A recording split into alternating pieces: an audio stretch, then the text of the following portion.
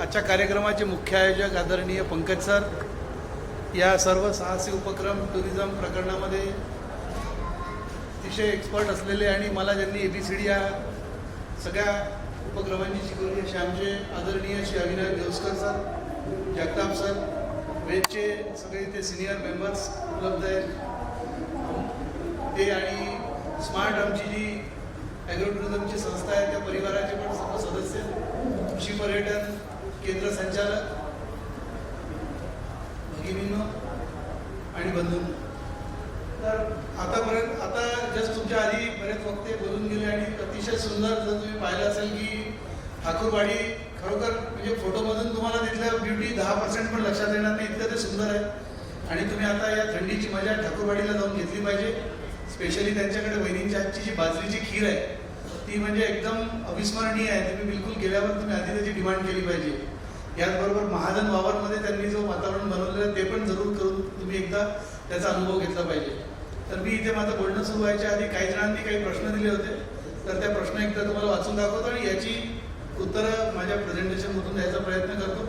की कृषी पर्यटनासाठी काही शासनाची मदत आहे का, मिनिमम ग्रँड रिक्वायरमेंट प्रोजेक्टसाठी किती आहे, how to do marketing, customer कसे मिळवावे, any help from government and central and like state government, certified courses for safety in climbing, martial art, etc. Environment conservation, training for school children. शासनाच्या कुठल्या विभागाकडे कृषी व संबंधित पर्यटन विषयाची माहिती एकत्रित मिळेल.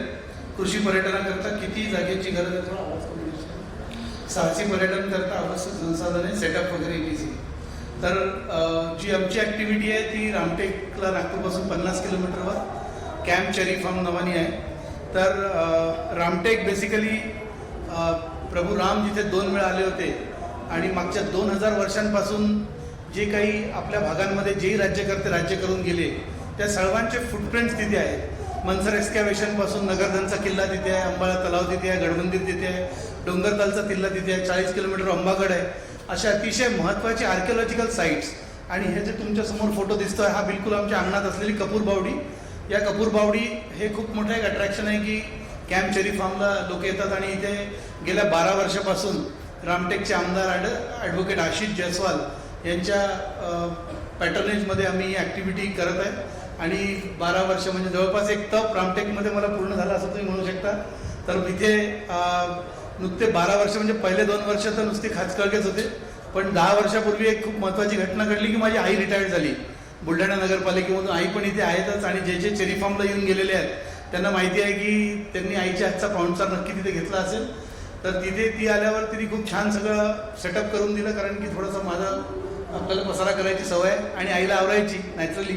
तर तुम्हाला जर सुरू करायचं असेल तर तुमच्या घरच्या व्यक्तींना सगळ्यांना याची आवड असणं आवश्यक आहे. माझ्या घरी लकीली माझी पत्नी, मुलं सगळे, म्हणजे मुलगी अगदी लहान आहे पहिली, ती पण आजकाल ग्रुप मागते की बापू मला एक ग्रुप दे, मी कपूर बावडी दाखवून आणते त्यांना म्हणून. ठीक आहे. तर या पद्धतीचं म्हणजे कल्चर तुमच्या इथे डेव्हलप होणं आवश्यक आहे. तर कॅम्प चेरी फार्ममध्ये मागच्या वर्षी अराऊंड 17,000 लोक आले होते, 17,000 लॉकडाऊन असताना.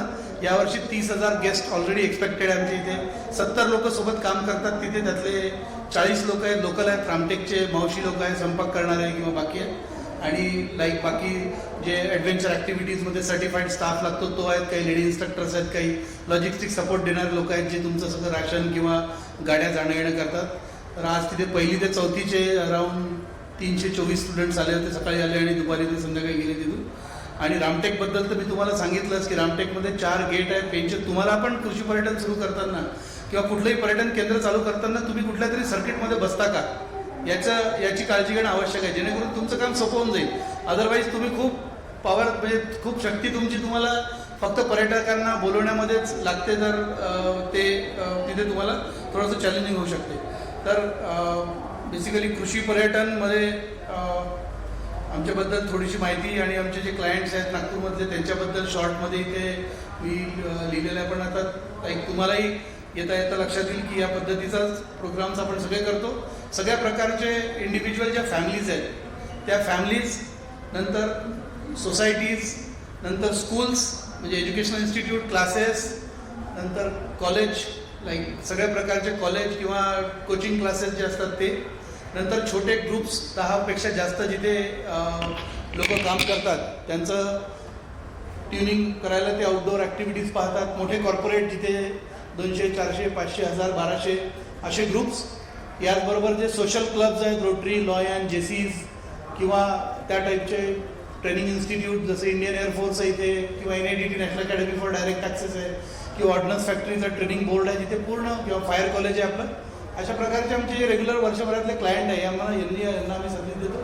तर हे कधी पिकनिकसाठी, कधी आउटडोअर ट्रेनिंगसाठी, किंवा कधी एक लिडरशिप प्रोग्राम टाईपमधले ते चालवतात त्याच्यासाठी, अशा प्रकारे वेगवेगळ्या कारणांनी व्हिजिट करत असतात तिथे.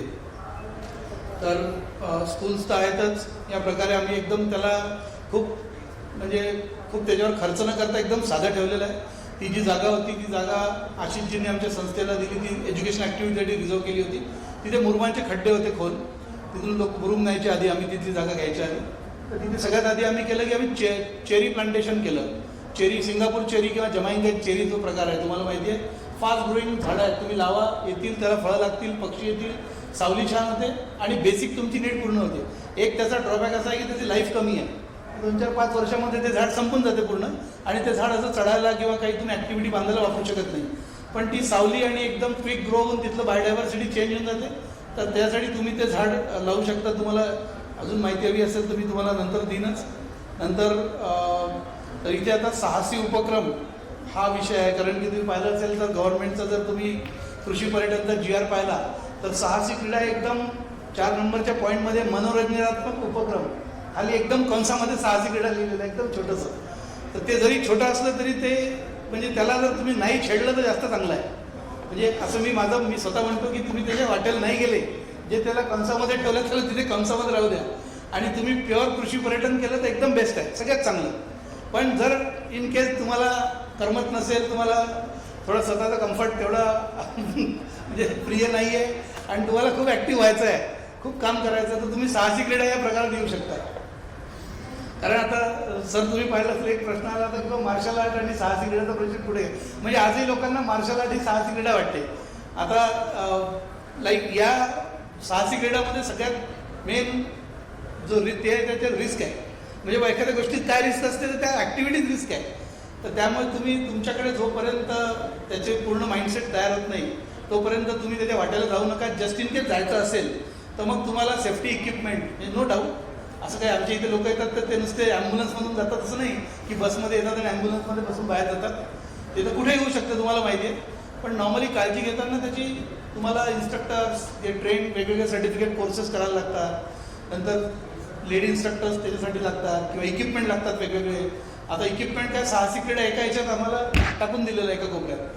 त्याच्यात साहसी क्रीडांची प्रकार आहेत वेगवेगळे, जसं लँड बेस्ड ॲक्टिव्हिटी जमिनीवरचे आहेत, किंवा वॉटरवरच्या ॲक्टिव्हिटी आहेत, किंवा हवाई साहसी खेळ आहे. याची तुम्हाला मी काही माझ्या इथल्या ज्या ॲक्टिव्हिटी खूप छोट्या छोट्या ॲक्टिव्हिटी आहे, तर त्या ॲक्टिव्हिटी मी तुम्हाला दाखवतो. ट्रेकिंग सोपं आहे, सगळ्यात सोपं. ट्रेकिंग त्यांना अप डाऊन टरेनवर किंवा जंगलातून जाऊन एक क्राऊड मारून आणा, लेक साईड किंवा रिव्हर साईड जाऊन आणा. पण याच्यात रिस्क आहे. आता आपण नॉर्मली कृषी पर्यटन आलं का आपल्या घरच्या कड्याला पाठवून यांना जरा फिरवून आणि तलावाच्या काठाशी. पण तलावाच्या काठाशी नेणं म्हणजे किती मोठी रिस्क आहे तुम्हाला माहिती आहे. ते किती सगळं इंजुरी. आता काल परवाच्याच पेपरमध्ये बातमी होती की रामटेकला ती एक कोणतरी खाणीजवळ खेळत होते, पाय घसरला आणि पडला पाण्यामध्ये. जर तुमचा माणूस ट्रेन नाही आहे किंवा त्याच्याकडे स्किल नाही आहे त्याला वाचवण्याचे, किंवा लोक जास्त धिंगाणा करता एकदम 4 जणांनी उड्या टाकल्या तर तो एकालाच वाचू शकेल त्यातल्या. तर त्यासाठी आपल्याला त्यांना ब्रीफ करणं आवश्यक आहे. किंवा तुम्ही तलावाजवळ जाता त्याला खूप जवळ नाही न्यायचं, किंवा कारण लोकांचा कोणी लोकांचा तोल जातो पाण्यामध्ये गेल्यावर. काही एक टिपिकल टाईपचा व्हर्टिगो असा आहे की जो पाण्यामध्ये गेल्यावर त्यांना लक्षात नाही येत की मी कोणत्या डायरेक्शन उभं राहिलं पाहिजे. तो तोल सांभाळता येत नाही आणि ते पडतात. अगदी गुडघ्या इतक्या पाण्यातही बुडून दुर्घटना झालेल्या आहेत. त्यामुळे थोडी काळजी घ्यायला पाहिजे. नो डाऊट काळजी घेतली तर मजा खूप जास्ती येते. एखादा तलाव असेल, एखादं मोठं झाड असेल, किंवा आम्ही तर थोडे नशिबाने, कारण आमच्या इथे एकदम वॉकिंग डिस्टन्सवर कपूर बावडी आहे. आता परवा एक लेडीज क्लब आपल्या इथलं नागपूरचं आहे, त्यांची एक डे प्रोग्राम होता, तर तिथे कपूर बावडीजवळ त्यांना एक वॉक करून आम्ही आणतो. नंतर कॅम्पिंग हा एक चांगला प्रकार आहे. सगळेजण म्हणतात किंवा कॅम्पिंगसाठी तो टेंट घ्यायचे आहे. आपल्याला बरेच जण नाही वाटत असते की टेंट म्हणजे ते मिलिटरी टाईपमधले टेंट असतात, पण आजकाल खूप चांगले टेंट मिळतात. आता ऑनलाईन मागवले तुम्ही तर 3-4 हजारापासून अगदी 1000 रुपयापासूनही टेंट आहे. आणि थोडे चांगले घेतले तर 10-12 हजार रुपयाच्या रेंजमध्ये टेंट्स होतात. पण टेंट लावतानाही त्याचे कॅम्प कुठे, तो टेंट कुठे लावायचा, त्याच्या आतमध्ये काय काय फॅसिलिटीज द्यायच्या, असं सगळं काळजी घेतली तर कॅम्पिंग हा एक चांगला अनुभव असतो. आणि या वातावरणामध्ये थंडी न वाजता लाईक जे आपली जी थंडी असते त्यालाही बीट करतील असे टेंट्स अवेलेबल आहे आणि सोपे आहे. फक्त याला लावून नाही ठेवायचं, याला लावून काढून घ्यायची काळजी घ्यायला लागते. ही पण ॲक्टिव्हिटी आम्ही करतो आमच्या इथे. रोप कोर्सेस आम्ही काही एक 10-12 प्रकारचे रोप कोर्सेस करतो. तिथे तुम्ही पाहिलं असेल प्रत्येक स्टुडंट हा हेल्मेट, हार्नेस, रोप, कॅरेबिनर असं लावून त्याला ते ज्या MM चे स्टील रोप पाहिजे असतात ते स्टील रोपमध्ये दिसायला रोप दिसतात, पण वरचे जे लाईन्स आहेत त्या स्टीलच्या लाईन्स आहेत, त्याच्यामुळे त्याच्यावर तो वजन तेवढं घेता येतो. बाजूला अगदी काही लहान ॲक्टिव्हिटी पण आहे ज्या ड्रम, टायर्स किंवा लॉग्स असं वापरून करता येतात. तर असे काही सोपे आहे की जे पडल्यावर खूप मोठी दुखापत होणार नाही. एक साधारणतः 5-6 फुटाच्या इतकी हाईट जर असेल तर तुम्ही ते ऑब्स्टॅकल्स पण तिथे लावू शकता. त्याला ते एकदम बेसिक ऑब्स्टॅकल आणि मजा येते लोकांना. वर चढणार नाही कोणी तर फोटो काढूनही त्याची मजा येते त्यांना. नंतर रायफल शूटिंग एक चांगली ॲक्टिव्हिटी. एअर गन मिळतात चांगल्या 1 पॉईंटच्या आजकाल 2 पॉईंटच्या. आणि एक चांगला टार्गेट एरिया जर बनवला की जिकडे कुठे दुर्घटना होणार नाही आणि एक माणूस आपल्या माणसाचा कंट्रोल फक्त याच्यावर चांगला पाहिजे, तर ही ॲक्टिव्हिटी पण आमच्या इथे बरीच पॉप्युलर आहे. आर्चरी तुम्ही पाहिलं असेल, आता रायफलबद्दल माहिती तर आपल्या इथे मिळतात 2-3 ठिकाणी. आर्चरीचं तर अमरावतीला म्हणजे चांगलं इक्विपमेंट अवेलेबल आहे आणि रिक्रिएशनल लोकांना आवडते. आमच्या इथे रामटेकला आल्यावर तर आर्चरी आम्ही करतोच की बिलकुल वर राम मंदिर दिसत असते प्रभू, इकडे रामभाऊकडे पहा आणि आर्चरी करून पहा असा टाईपमधलं आम्ही तिथे असं राक्षसाचं एक बनवलेलं आहे, त्याला मारा बाणाच्या टाईपमध्ये. नंतर या ऑल टेरेन व्हेकल्स आहेत, या येतात काही लोक विचारतात, तर याही वेगवेगळ्या कंपन्यांचे येतात. या आम्ही 12 वर्षापूर्वी घेतले होते 4, पण ते आता आम्ही वापरत नाही. आम्ही आता या ऑल टेरेन व्हेकल्स आपलं देशी रूप वापरतो, ते म्हणजे छोटं ट्रॅक्टर. या टाईपचं छोटं ट्रॅक्टर येतं. हाय गिअरवर लावून दिलं तर ते 10च्या वर त्याचं स्पीड जात नाही. ATVमध्ये ॲक्सिलेटर म्हणजे त्याचा पिकअप खूप जास्ती असतो आणि त्याचा सेंटर ऑफ ग्रॅव्हिटी वर असल्यामुळे ते टॉपअप होण्याचे चान्सेस जास्ती असतात. तर हे जे छोटे ट्रॅक्टर्स आहेत हे 18 HP आमच्याकडचं मित्सुबिशीचं ट्रॅक्टर आहे. आता त्या दिवशी एअरफोर्सचा ग्रुप होता, त्याला पेंट ग्रीन करून त्याला एअरफोर्सचा सिम्बल वगैरे लावला. अदरवाईज त्याला रेग्युलर रेड कलरमध्येच ठेवलं होतं आणि मग बडा होके ट्रॅक्टर बनवून असं लिहिलं होतं त्याच्यावर. एखादी ॲक्टिव्हिटी आहे त्याला थोडंसं एक्साइटिंग बनवलं तर लोकांना फोटो बिटो काढायचे आजकाल फार हाऊस असते. तुम्हाला माहिती आहे स्टेटस अपडेट करायचे असतात, त्यांना स्टोरीवर टाकायचं असते. तर खूपशे लोक असेही आहे की बस काही नाही, हेल्मेट हातात घालून फोटो काढू द्या फक्त, ते त्यांची स्टोरी बरोबर रंगवतात समोर काय करायचं तर हे ट्रॅक्टर राईड एक चांगली ॲक्टिव्हिटी आहे. किंवा या झिपलाईन हा पण प्रकार चांगला आहे. फक्त याला कसं मध्ये हे इक्विपमेंट नीट हाताळणाऱ्याचं प्रशिक्षण असतं, ते प्रशिक्षण घेणं आवश्यक असतं, तेव्हाच त्याच्या वाटेला जायचं. अदरवाईज लहान ॲक्टिव्हिटी आपण करू शकतो. टेंट पिचिंग एक चांगली ॲक्टिव्हिटी आहे राहणाऱ्या मुलांसाठी किंवा बाकी. सायकलिंग आमच्या इथे रेग्युलर होते. आता आजच्या पेपरला तुम्ही पाहिलं असेल, मी ती फोटो टाकू नाही शकलो. 2 सख्या बहिणी US वरून आल्या होत्या, पूर्ण इंडिया फिरत होत्या. त्यांनी कुठून तरी आमच्याबद्दल वाचलं, त्या म्हणाल्या की आम्हाला इकडे 2 दिवस सायकलिंग करायचं आहे आणि छान त्यांना आवडलं. तिकडे पूर्ण ट्रायबल एरिया फिरल्या. त्या लेक साईडला ब्लॅकबक दिसतात, काळविटाचे कळप दिसतात, ते पाहिलं त्यांनी. आणि लोकल घरांमध्ये जाऊन त्यांना चहा वगैरे घेतला. त्या टाईपमध्ये एक्सपिरियन्स चांगला झाला त्यांचा. तर या सायकलिंग पण एक चांगली ॲक्टिव्हिटी आहे. तुम्ही खूप मोठ्या सायकल घेण्यापेक्षा सिंगल स्पीड सायकल जरी सुरुवातीला घेतल्या तर त्या सायकल, पण आपल्या गेस्टला हेल्मेट द्यायचंच. कारण काय असतं, मोठे लोक हळू चालवतात सायकल, लहान मुलांना स्टंट करायचं असतं काहीतरी. आणि ती सायकल एखाद्या घसरली तर तुम्हाला माहिती आहे की इंजुरीज ज्या आहेत त्या पूर्ण डोक्याला, चेहऱ्याला होतात. आपण एक हेल्मेट साधं घेतलं दिलं त्यांना तरी पण ते सफिशियंट आहे. याच्यामध्ये खूप जास्त रिस्क नसून ही चांगली ॲक्टिव्हिटी आहे. आजूबाजूला एखादी हेरिटेज साईट असेल तर ती पण करतो आम्ही. या नगरधनचा किल्ला आहे आमच्या इथून 8-9 किलोमीटर. आम्ही तो डिको फिडनबरा अवॉर्डचा एक प्रोग्राम चालवतो, त्याच्यामध्ये 24 किलोमीटरचा ट्रेक असतो. आम्ही मुलांना इथे सोडून देतो. पहिल्या दिवशी ते 9 किलोमीटर त्यांना पायी नेतो देतो आणि मग दुसऱ्या दिवशी ती सिंधुरागिरी हिल आहे आमच्या मागची टेकडी, त्या टेकडीवरचा एक ट्रेल करतो. ती एक चांगली ॲक्टिव्हिटी आहे. रात्री स्टार गेजिंग वगैरे करवण्यामध्ये वेगळी मजा येते, लाईक तिथे आहे. नंतर आपलं जे आपल्या इथलं जेवण आहेत, लोकल बोरं, उकडलेले बोरं, चिंचा किंवा हे पोंगे जे असतात, फिंगर त्याला म्हणतात, ते पोंगा पण इतकं आहे. तर हेही लोकांना आवडतं. ते सरप्राईज होतात की काय आयटम आहे म्हणून. आजकाल तो मसाला भरूनही ते खूप चांगले बनतं.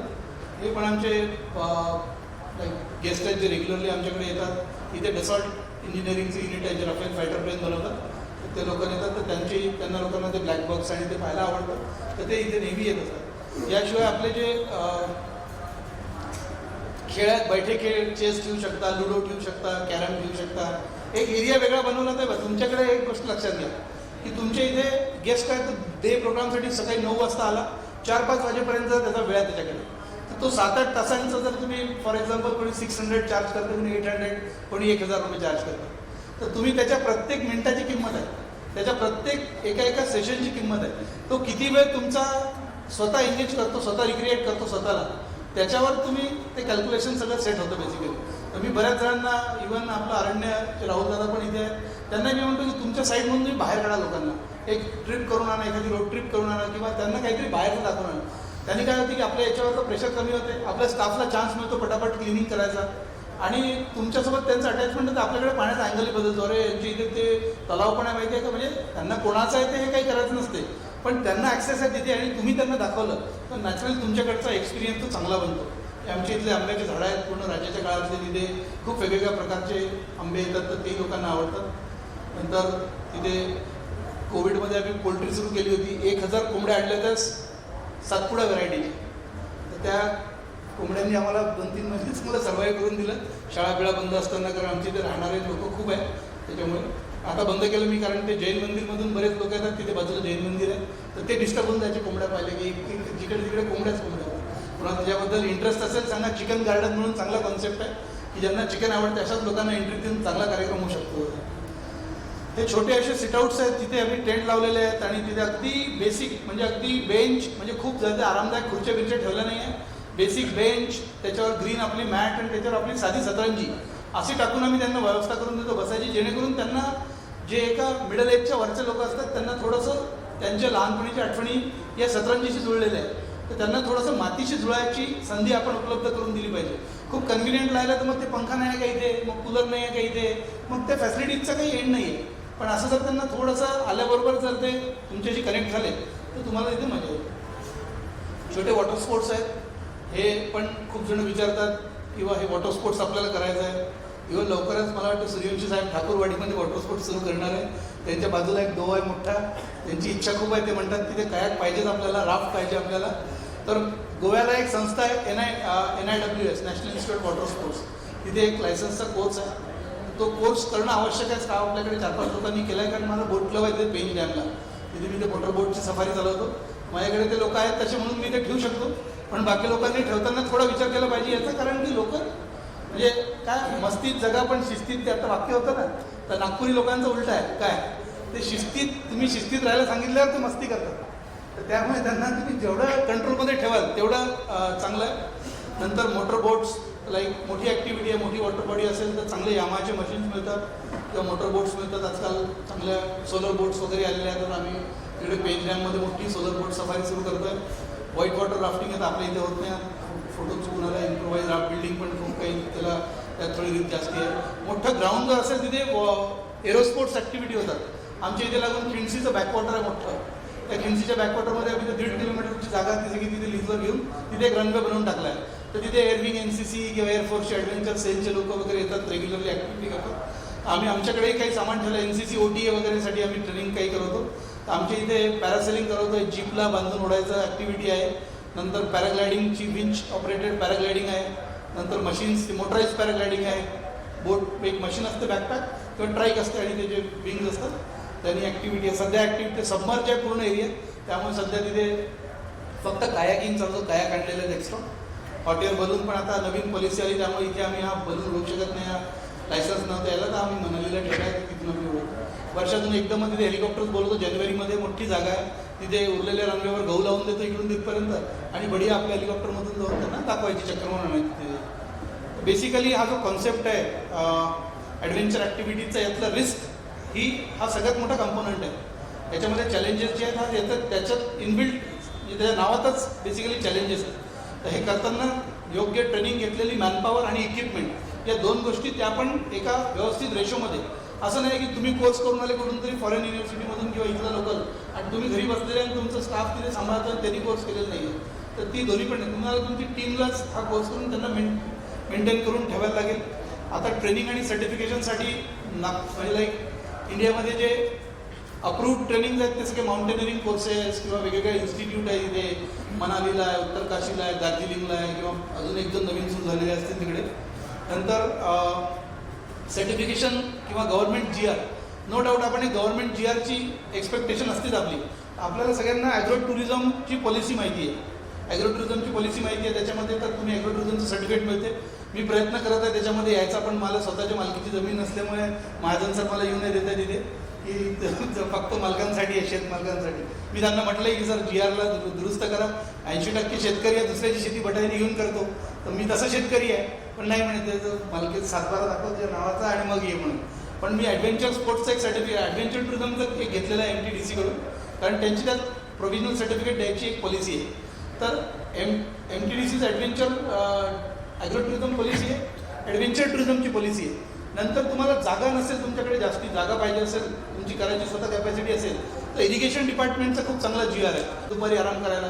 तर इथे तर जरा सरप्राईज होऊन जातो की अरे यार तो आपण इतना नाही बोलत आहात, सेपरेट सिटिंग एरिया ज्याचा म्हणजे लिटरली आपल्या इथं असं झालं आहे की एखाद्या वेळेस त्याच्या सिटआउटमध्ये कोणी येऊन बसलं आणि त्याचा स्वभाव चांगला नसेल तर तो त्याशी भांडण करतो की मेरा सिटआउट एरिया आहे, की तुम कैसे आके बैठे.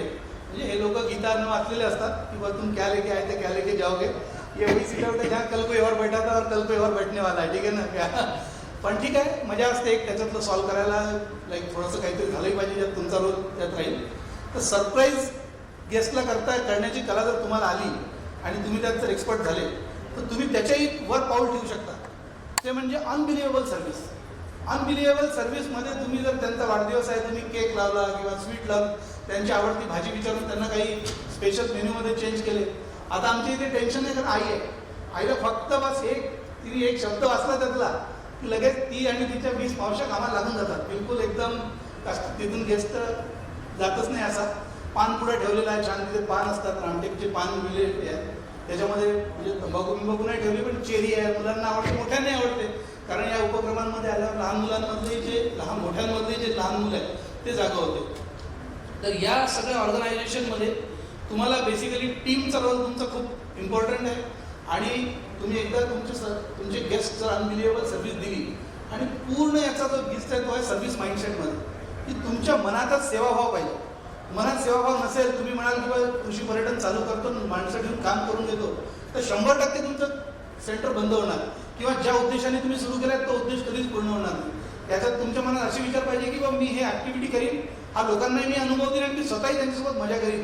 हा अनुभव माझ्या घरच्यांसोबत मी असं एक मोठं कुटुंबासारखं चालवायची जर मानसिकता असेल तर तुमचं कृषी पर्यटन किंवा साहसी पर्यटन किंवा कुठलेही एक टुरिझम शब्द जिथे लागलेला आहे ते कुठलंच तुम्ही कशात फेल जाणार नाही.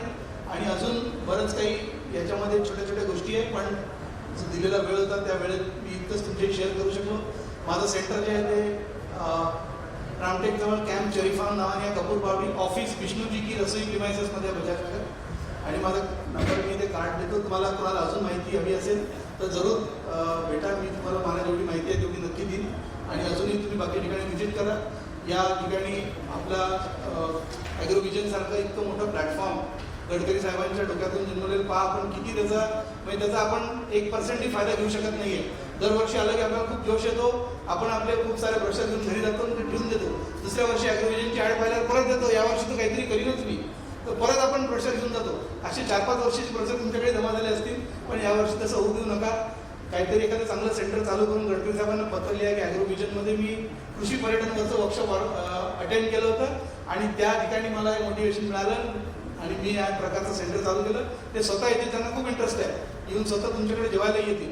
आणि या ठिकाणी बोलण्याची संधी दिल्याबद्दल या कार्यक्रमाचे मुख्य आयोजक आदरणीय पंकज महाजन सर यांचे मी आभार मानतो. आणि तुम्ही अतिशय शांतपणे ऐकून घेतल्याबद्दल. मी पण हळू बोललो कारण मागच्या काही लोकांना जरा पेंगत होते, लंच नंतर जरा भाषण देणं अवघड असते, पण आता भाषण संपलेलं आहे त्यामुळे तुम्ही कुठून अशी मान हलवून किंवा आम्ही सगळं ऐकलं आहे असं म्हणू शकता आणि शांतपणे ऐकून घेतलं.